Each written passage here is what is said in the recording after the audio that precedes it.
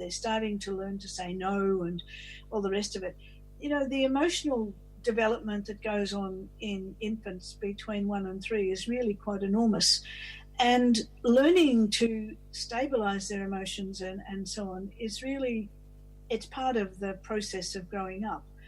Some little kids get beside themselves, and you only have to have had the experience of breastfeeding a toddler, seeing an out-of-control toddler just who doesn't know where he is. He's all over the place, putting him to the breast and watching him just relax, and you can just see the stress go, and his regulation, his psychological regulation is just restored to him. It is a major, major comfort.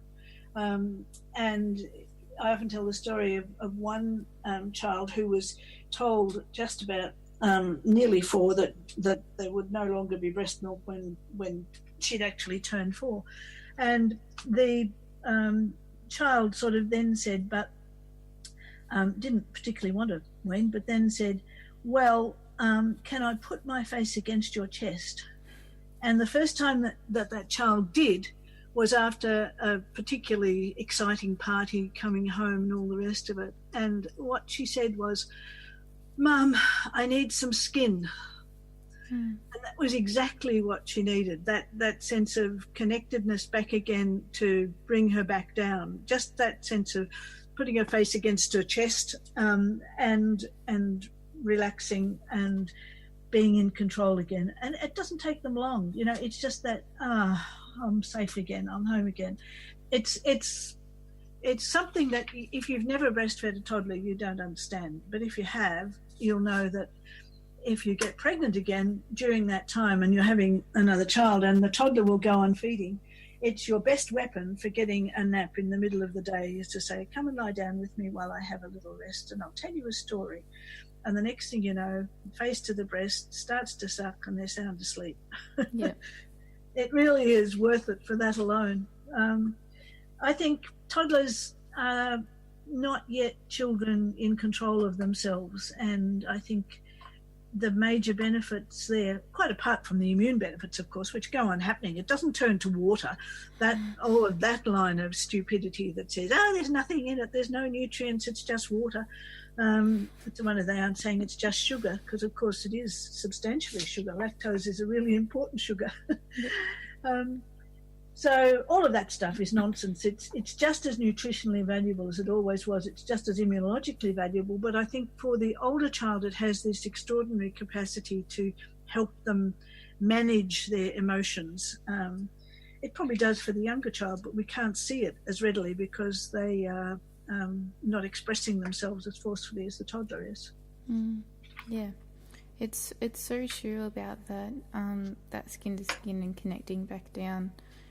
It's actually funny because my daughter did that just recently, and because she kept on asking for milk, and I said, I think you got lots of emotions going on right now, why don't we just have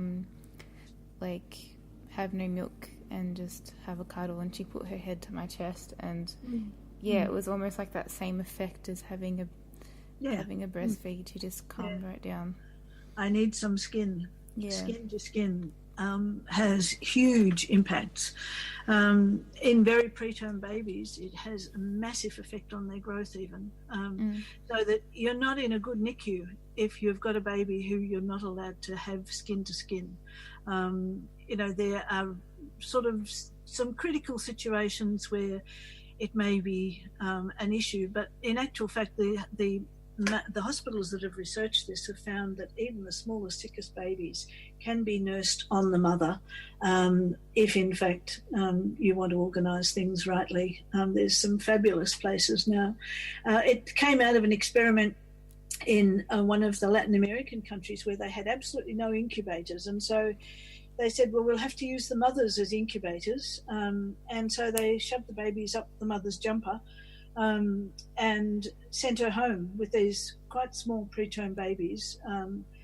And because, the hospital was a dangerous place, crowded and germy and difficult, and the babies had a better chance of survival if they went home skin to skin with the mother, with access to the breast freely, so that they could if they could only suck a few drops, that's what they got, but they did it. And they followed up those babies at 12 months. And the interesting thing to notice about those babies was how well they'd grown, but also how round their heads were. At the time, premature babies in Western nurseries were coming out with flat-sided heads because their skulls were so malleable that just lying on a mattress was enough to flatten them. And you can still see there are people that I look at now who were former prems. They've got these rectangular faces because the sides of their head were flattened in that whole nursery process. And these little babies who survived in Latin America had these beautiful round heads because the head just developed normally under the influences of the breast milk and being upright in a sling with the head supported but not flattened, bearing the weight of the head. So it's interesting. We could do a lot better. In Sweden, they now have nurseries where they cater for the whole family to be there. There's a double bed that parents can share. They arrange for teams of carers, which can include, relatives, to be there in order that the baby can be baby worn in that preterm nursery. And virtually all of the things that need to be done, oxygen or whatever else needs to be done, can be done while the baby is still at chest, so to speak. Yeah. Maybe not at breast, but at chest. It's interesting. And I'm wondering what the difference is between milk for babies and milk for toddlers. I'm talking about breast milk. Because you said one of the myths is that for extended breastfed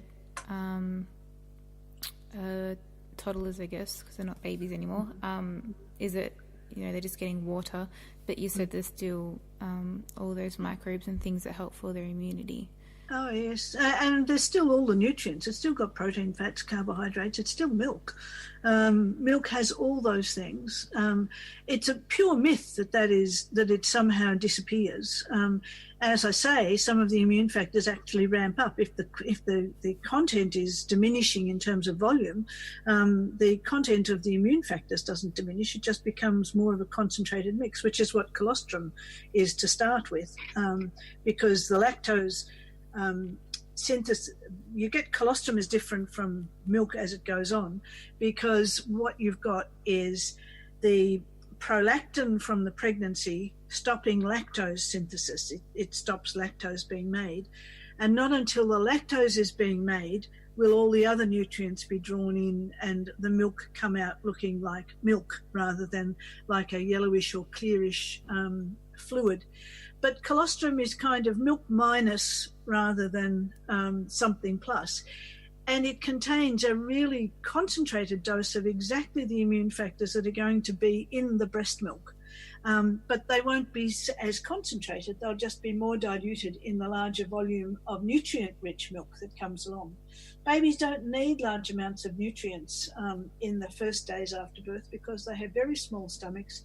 They're already overloaded with fluid from having been in utero and sucking and swallowing the amniotic fluid all the way along. They've got to shed a quarter of their blood volume. So, they've got a lot. Their kidneys have got a lot of work to do in that newborn period, and the kidneys are relatively immature. So you don't want to put a whole lot of more food into the gut that has to be then processed at a time when the body is trying to get rid of the meconium that fills the baby up. It's trying to get rid of the extra blood that's no longer needed because the baby will now be breathing air. All of that stuff is a process that does not need to be made more difficult for the body by adding in large volumes of a foreign allergenic substance like cow's milk formula.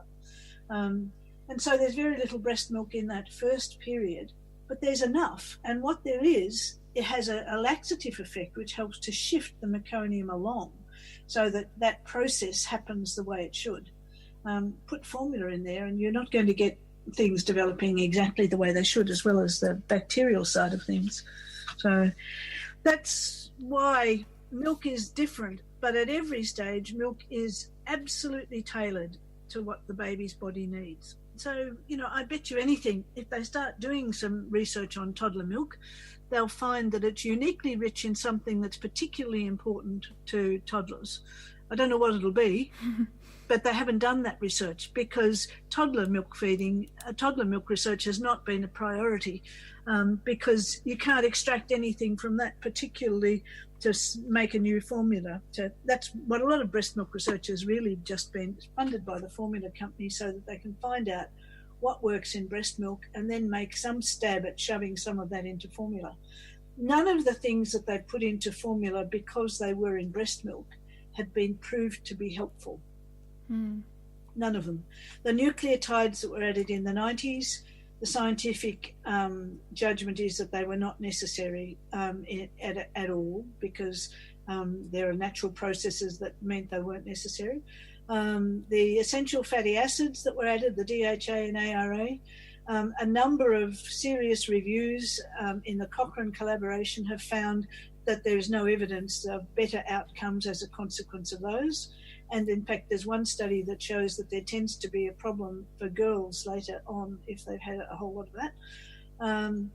And, you know, you can go on. Every one of the additives that's been shown to be the ingredients have been shown to be important in breast milk, where they act in a certain way. Take those ingredients out and put them in a formula. They don't act the same way. And they can't, because they're being put into a substance that's so different from breast milk. Breast milk is incredibly interactive. The ingredients in it, you know, you need to have all of them for it to work the way it does. And that's how nature evolved it over millennia. The poor experiments, the kids didn't survive. So if there's very little studies done around toddler, breast milk for toddlers, what are the formula companies putting in their toddler milk? Less than they put in their formulas. Infant formula has to conform to a standard that says we think this is what's the minimum for babies to have. And so they have quite a long list of ingredients that must be in there. They have another list of things that shouldn't be in there. And it's quite restricted, but that is for things that are strictly defined as infant formula. Toddler milks are really just a milk product, a cow's milk product. They don't have to be complete formulas. They're not suitable for complete nutrition for anybody, even a toddler. You can't, toddler milks, if you read the cans, say this should be used in conjunction with appropriate complementary foods. They don't highlight that. And they know perfectly well that mothers are using far too much of it. In some cases, I sat down one time and looked at all of the cans to see what they were recommending. The more responsible manufacturers were recommending about 400 mils of this at most in a day.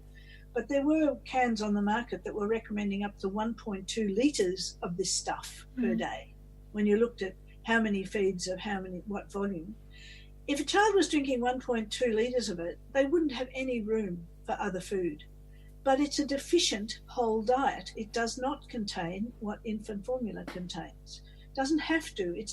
There is no standard for toddler formula. It's just a milk drink. You might just as well be giving the baby yogurt or cheese or, cow's milk in some other form, and not worry about the added extras that they're putting in there in order to be able to charge you a whole lot of money. In fact, one of the things that companies are now beginning to realise is that you're probably better off on a whole milk than you were on. A lot of the formulas are made from skim milk, and then the fats that are added in are vegetable oils and things like this. At one recent industry symposium, someone asked the question, so was it a mistake to take milk fat out of formulas? And the answer was, yes, I think so.